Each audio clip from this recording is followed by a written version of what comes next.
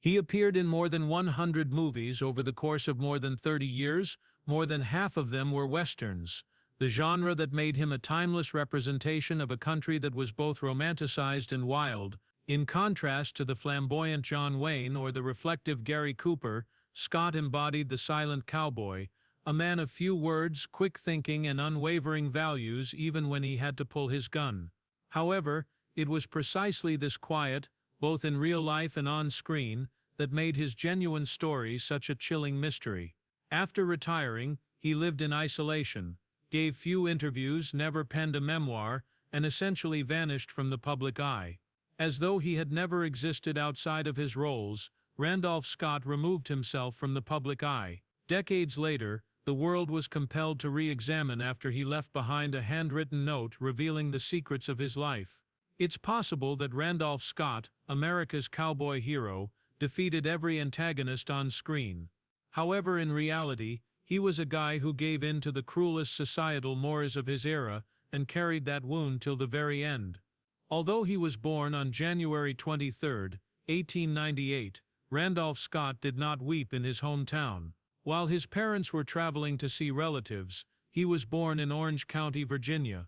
After that, the family moved back to Charlotte, North Carolina, where he and his 5 siblings were raised in a stately home created by famed architect Louis H. Esbury. Scott's life was based on prestige, privilege, and an apparent predetermined future from an early age. In addition to being an engineer, his father George Grant Scott was a true pioneer in North Carolina, as the state's first certified public accountant. Lucille Crane, his mother, was from a wealthy and powerful Southern aristocratic family. Randolph Scott was a member of the leadership class at a time when many aspiring Hollywood actors were brought up in poverty. He was prepared from infancy to enter the world with dignity and authority. He was born to be picked. He wasn't someone who chased opportunities. One of the most prominent all-boys boarding schools in America was Woodbury Forest, where Randolph Scott studied.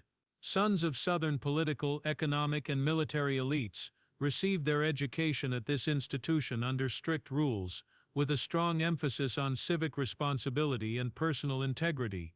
Scott was notable there for both his athletic and academic accomplishments. He participated in sports including baseball, football, swimming, and horseback riding as part of his Southern gentleman persona, rather than as a pastime.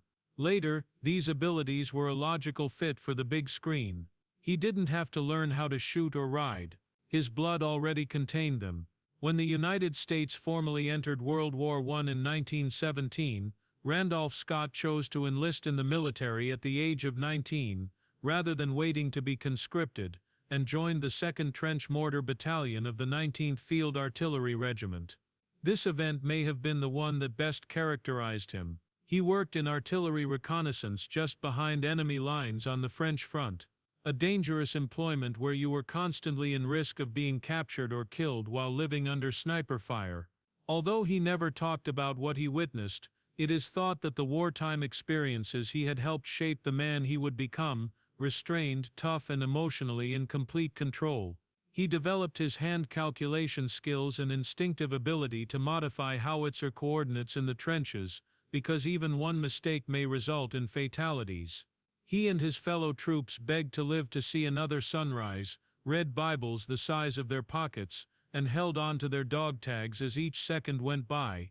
Randolph Scott did not return home right away after the war. He remained in France, gained a promotion to lieutenant, and attended artillery officer school. Perhaps he started thinking about what he really wanted during those peaceful days, since Randolph Scott still didn't feel like he belonged, despite having honor, family, and military credentials.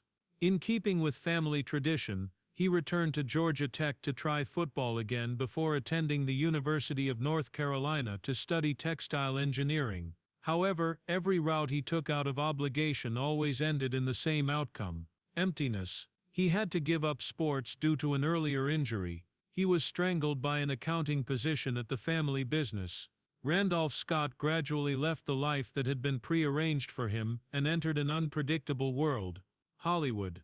Nobody could have imagined that the best cowboy to ever appear on the American film would be a Southern aristocrat with a soft voice, an officer's posture, and a heart that had been armored by war. Hollywood was a gold-dusted battlefield in the late 1920s. Not everyone is called, despite everyone trying to be noticed. A tall 6'3" man with the soft drawl of a Southern gentleman and the stance of a soldier emerged silently from the crowd. Randolph Scott didn't need to shout to get attention because he didn't appear like the others. A pivotal 1928 golf match at the Los Angeles Country Club presented an opportunity. Howard Hughes, the infamous producer and multimillionaire, was partnered at random with Randolph Scott. Together, they played 18 holes. By the end, Hughes had more than simply Scott's swing in his memory. His serene manner and uncommon cinematic presence impressed him. Everything changed with a little invitation and an anonymous supporting role. The first step for a man Hughes felt Hollywood needed faces like that was the 1928 movie Sharpshooters. However, appearances weren't enough. Randolph Scott was aware of it. Being an attractive guy was not what he wanted. At the Pasadena Playhouse, one of the most rigorous training grounds at the time, and eventually recognized for producing performers like Dustin Hoffman and Gene Hackman, he started serious acting studies right away. More significantly, he developed patience. He also learned to manage body language, control his voice, and control his emotions.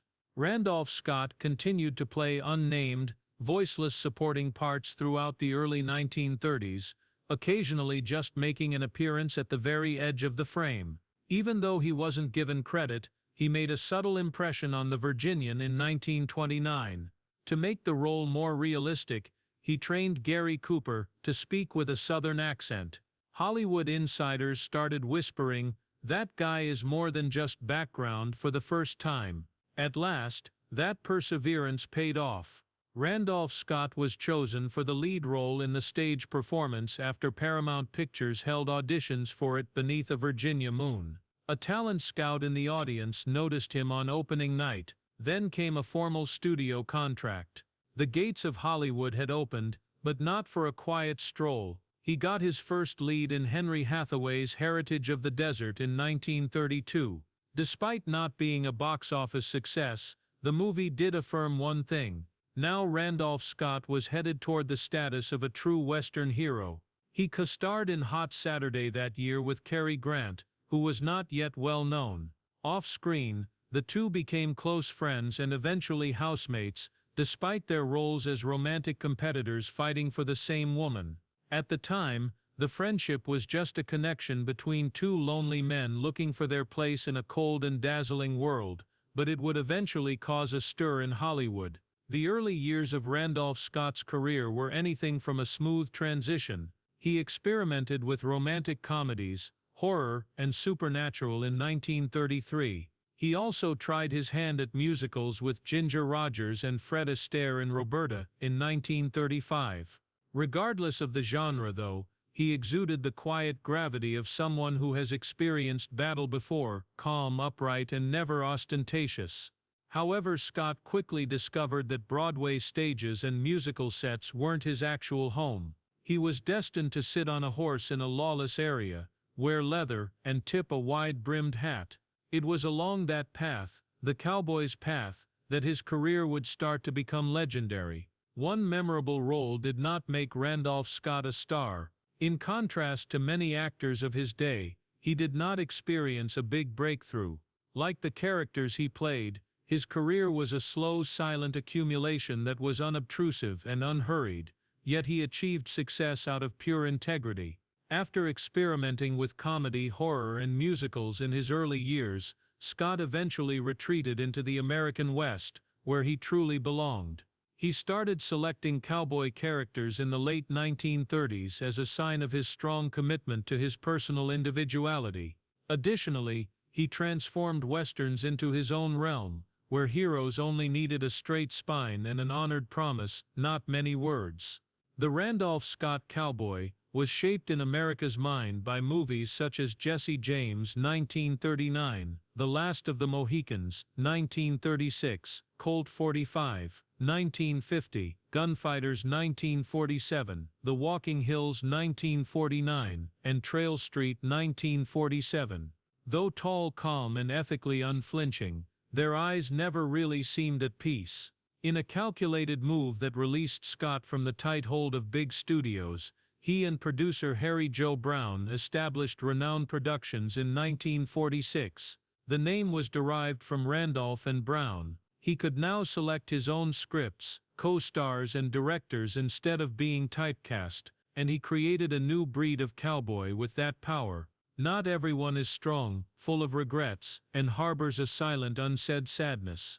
The culmination of this period was his partnership with filmmaker Bud B. Taker, which produced the 7 films known as the Renown Cycle between 1956 and 1960. These productions were not ostentatious, no elaborate scenery, no special effects, and no romanticized West were there. These movies seemed more like simple ballads about sacrifice, loneliness, and the price of honor. Scott portrayed a man who was grieving over the death of his wife in a robbery in the 1956 film 7 Men from Now. Motivated by remorse, he pursues the bandits as a kind of self-punishment rather than for justice. The dagger of culpability gets deeper with each step forward. Lee Marvin, a sly and attractive criminal who represents Scott's darker side, stands in opposition to him. The film concludes with the insight that retaliation brings no peace, even with victory. The Tall T, 1957, went even farther the next year. Scott played Pat Brennan, a man who was kidnapped by a group of criminals together with an unknown individual. The shootouts were not what viewers were tormented by. It involved moral decisions between sacrifice and upholding one's moral principles, as well as between life and death. In a memorable scene, Brennan uses a piece of candy to entice a cow. It's straightforward, but it reveals his true nature, one of understanding rather than force. Then came 1959's Ride Lonesome, which was one of his most tragic portrayals. Ben Brigade, a bounty hunter who apprehends a murderer, was portrayed by Scott. To attract the murderer's brother, who previously hanged his wife, rather than for the reward. In order to put a stop to the pursuit and serve as a self-forgiveness ceremony, he burns the tree where his wife was killed in the last scene. There was a commonality among all those positions. The heroes of Randolph Scott lost faith in their ability to save the world. They merely made an effort to live honorably in a world that was already in decline, and in that quiet, they developed into the most nuanced characters the Western genre had ever seen. Scott consented to work with Sam Peckinpah on his last movie, Ride the High Country, in 1962. The narrative followed 2 elderly lawmen on their final gold transport. One was lured by avarice, while the other was still holding fast to his principles. Scott portrayed Gil Westrom, a man torn between temptation and loyalty. He doesn't win or save anyone at the end of the movie. However, he picks the ideal time to leave a world in decline. Randolph Scott declared his retirement at the end of the filming process. No farewell gala, no tributes, no fanfare. Like the cowboys he played, he understood he had said all he had to say and walked away, silently, without turning around, and without requiring a round of applause. Randolph Scott appears on screen. Was the perfect man, strong, calm, and always willing to defend the weak woman. However, he never really had a public romance in real life. Perhaps the most silent tragedy of his life was that he was never permitted to love the way he really wanted to. Randolph Scott married Marion DuPont Somerville, an East Coast woman of great wealth and social standing who had no relation to the movie industry. In 1936, instead of a fellow actress of the day, she was the daughter of one of Virginia's most prestigious families, the granddaughter of the DuPont Corporation's founder, and the well-known American horse racing queen. It was a fantastic match on paper, a cowboy hero and an Eastern legend, a budding Western film star and a real-life aristocratic woman. They were both successful, well-liked, and leading quite different lifestyles. The mismatch was obvious from the beginning. Hollywood was never Marion's home. She remained at Montpelier Estate, a 55-room house deep in the Virginia countryside that had formerly been the residence of President James Madison. Randolph Scott, meanwhile, continued to work on sets around California, enjoying the highs of a flourishing career. The whole of America and a difficult-to-bridge gap separated them. Marion still desired to provide for her husband in spite of their separation. Because Randolph Scott was 6 feet 4 inches tall, Marion had the floor dug deeper to create a gym pit so he could stand up straight while lifting weights. She had a gym built in the basement for him to use during visits. The gesture was strangely particular and sweet at the same time, a representation of a partnership that yearned for intimacy but was unable to attain it. They seldom ever showed up together at public gatherings, and publications didn't include any endearing pictures or remarks. Marion did not go to the victory celebration in New York after her beloved horse Battleship won the 1938 Grand National in England. Randolph Scott served as her substitute, often absent husband, now an unwilling observer of someone else's victory. They were married for 3 years before divorcing in 1939. Just a straightforward answer, with no accusations, litigation or scandals revealed. Our distance from one another was too great. Randolph Scott's sole remark regarding the marriage. However, one minor element remains, enough to cause anyone to hesitate. The name Scott was never dropped by Marion. 4 decades after they split up, she held on to it until her death in 1983. Not for fame. She was more important than he ever was in affluent culture. Perhaps it was a silent sign of respect for a guy who lived her life without scandal or abandonment, or it could have been a farewell never said out loud. With a sigh, that short marriage came to an end. However, while Marion DuPont was a closed chapter written in silence, Randolph Scott's life's subsequent chapter was untitled, mysterious, rife with conjecture, and remains the focus of Hollywood rumors today. Hollywood friendships come in a variety of forms. Some are there for the publicity, while others are there for the box office profits. Cary Grant and Randolph Scott, however,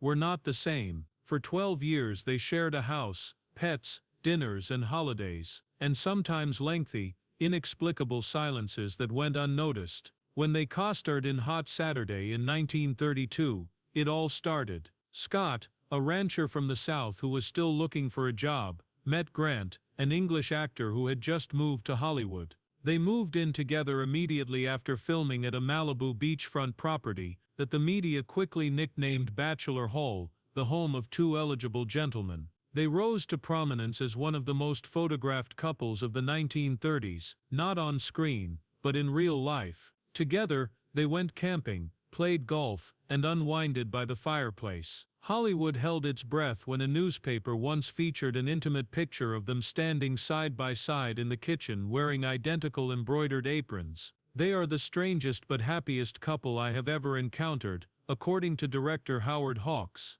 Then the gossip started. To one another, what were they? Best pals, or lovers? Even the slightest hint of sexual identity was a dagger to the heart, in a time when homosexuality was viewed as a sin, a threat to one's profession, and the end of fame. Studios stepped in right away. For both guys, they set up public romances. After each divorce, Cary Grant moved back in with Scott after marrying a slew of actresses. Hollywood at the time wanted an image, not the truth.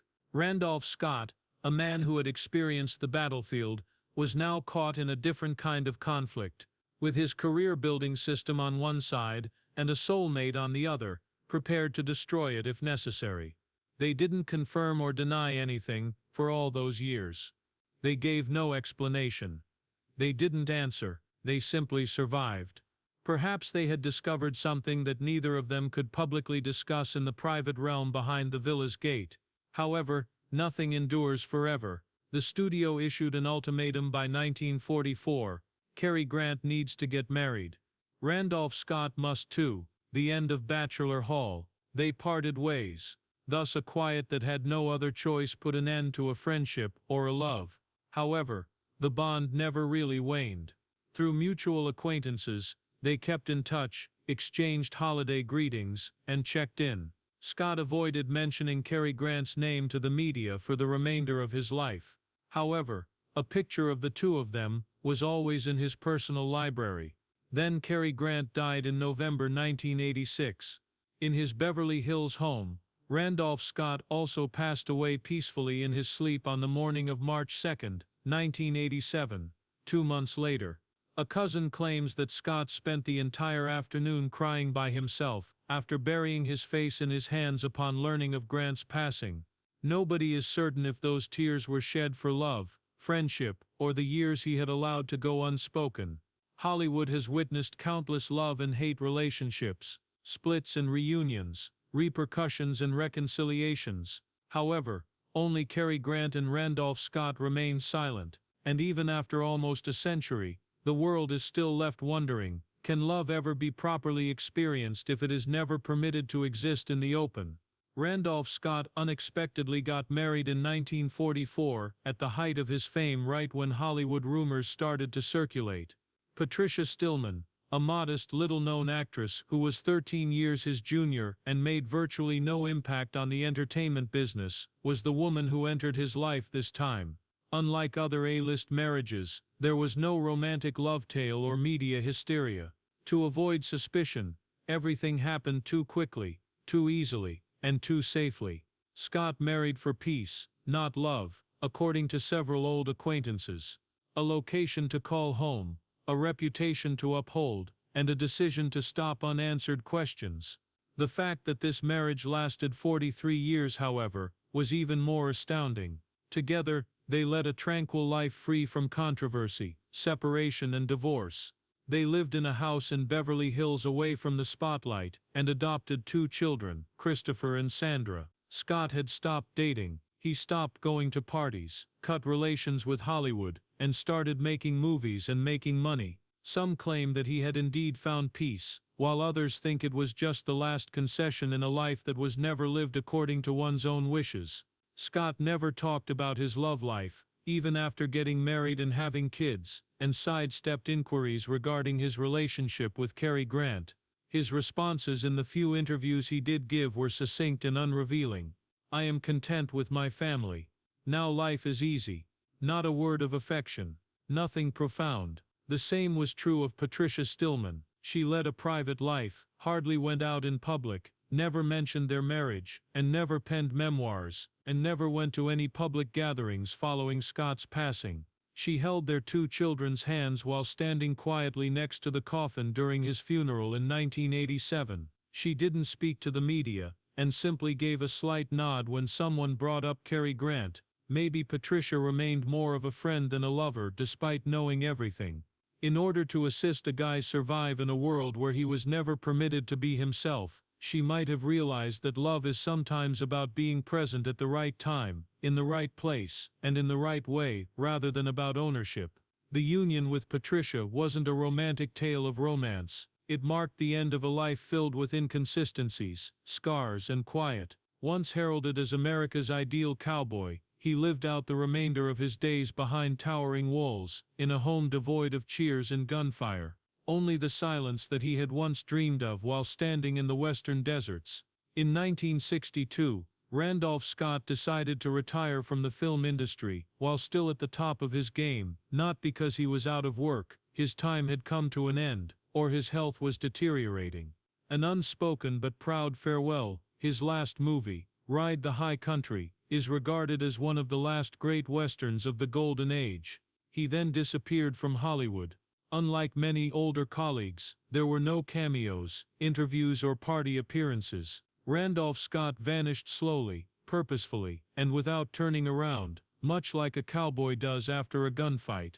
But it wasn't a lonely or impoverished life. Instead, he lived out his latter years in a kind of low-key luxury that few could have imagined. And it was because of keen investment instincts rather than movies. Randolph Scott started making discreet real estate investments as early as the 1950s, when the majority of his peers were still acting or spending money. He became a co-owner of the Cresta Verde Golf Club, one of California's top resorts at the time, and acquired key land holdings in Palm Springs and the San Fernando Valley. Over the following 20 years, the value of such homes increased significantly. He was a commercial real estate owner as well, owned stock in private investment companies, and kept up a covert yet very successful financial network. Even megastars like Steve McQueen and John Wayne respected Randolph Scott's estimated $100 million net worth by the time of his death in 1987, or around $280 million in today's currency. Scott, however, never showed it off. No fancy cars, no opulent residences, no appearances at ultra-wealthy places for the elite. He stayed in his Beverly Hills home, which had formerly been the residence of Cary Grant in the 1930s, and had subsequently become the peaceful retreat where he spent 40 years raising 2 adopted children. Randolph Scott was frequently praised for maintaining a private life free from the all-consuming spotlight of celebrity. In addition to his wealth, many Hollywood celebrities had lost this type of luxury long time ago. In reality, he never truly came forward to welcome the audience. Instead, he simply wrote it off and vanished over the horizon, so he never needed to say goodbye. On March 2, 1987, Randolph Scott died of heart failure at the age of 89. Although it was a peaceful demise, the American film industry was subtly shocked. In addition to being the final authentic representation of the traditional cowboy era on screen, he left the film just 2 months after his old friend Cary Grant. The funeral was not extravagant. Only 25 individuals showed up, including Scott's spiritual confidant in his last years, Reverend Billy Graham, who presided over the private farewell. A brief condolence letter from President Ronald Reagan was conveyed to the family during that period of silence. There were no grandiose speeches or memorials shown on television, just a farewell to a man who for more than 30 years had been the epitome of the American man. Randolph Scott's name stands on its own star on the Hollywood Walk of Fame. He is revered as an indelible symbol at the Western Hall of Fame, the hallowed place of cowboy legends. But beneath all of that splendor, a handwritten letter that was never sent was discovered in an old wooden drawer at his mansion in Beverly Hills, and without naming the recipient. Despite lacking a title and a date, the letter's even, steady calligraphy read like a quiet confession in every word. I've been lonely all my life. I never let myself be loved in the proper way, not because no one loved me. He made no reference to Cary Grant. He avoided discussing sexuality. He made no explicit admissions. However, his loved ones and many devoted followers saw it as an unnamed anguish, a lifetime repression brought on by a society that would not tolerate anything that deviated from its standards. I didn't know I was keeping myself inside the wall I had constructed with duties, image and dignity. The words stung with painful clarity, yet they weren't self-pitying.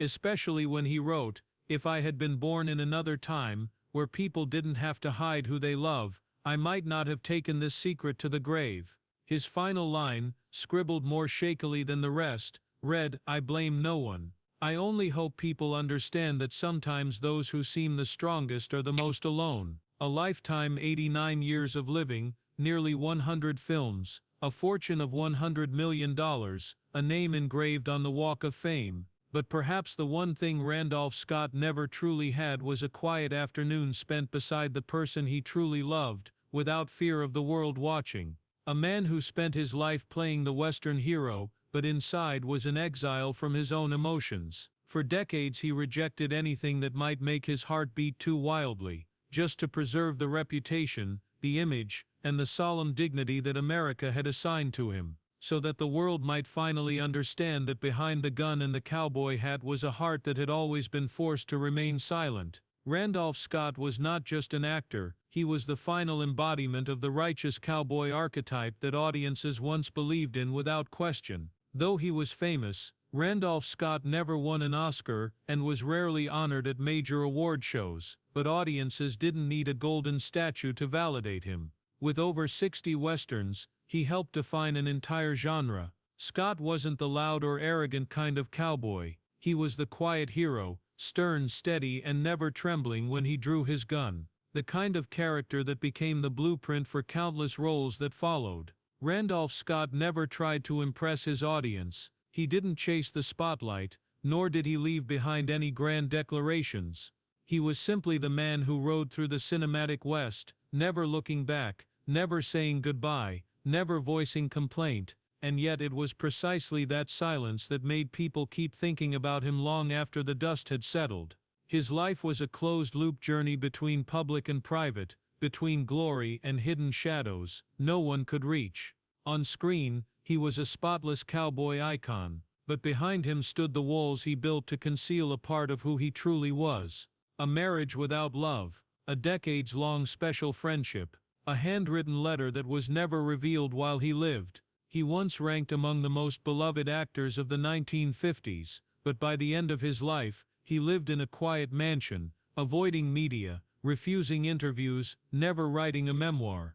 When he died, just 2 months after Cary Grant, his funeral had only 25 attendees, no fanfare, no noise. Yet even now, he is still regarded as Hollywood's last true cowboy from its golden age. Maybe it's because he never tried to become a legend that he became an irreplaceable part of American film memory. Not because of brutal shootouts, but because of calmness, because of that stern gaze, because behind the man with the gun was a weight he never fully spoke of. If you've ever watched Ride the High Country, if you've seen him and Joel McCrea riding off into the hills, you'll understand why that was his last film and the most beautiful farewell he ever gave to his audience. And what about you? Have you seen any of Randolph Scott's films? What do you feel about the man behind the Western hero image? What do you think allowed him to maintain such a pristine public image throughout his career, and what kept him from living his truth? Share your thoughts in the comments, because maybe in the end what someone like Randolph Scott longed for wasn't praise, it was understanding. Don't forget to subscribe to our channel so you don't miss the next compelling mysterious story about the legends you love.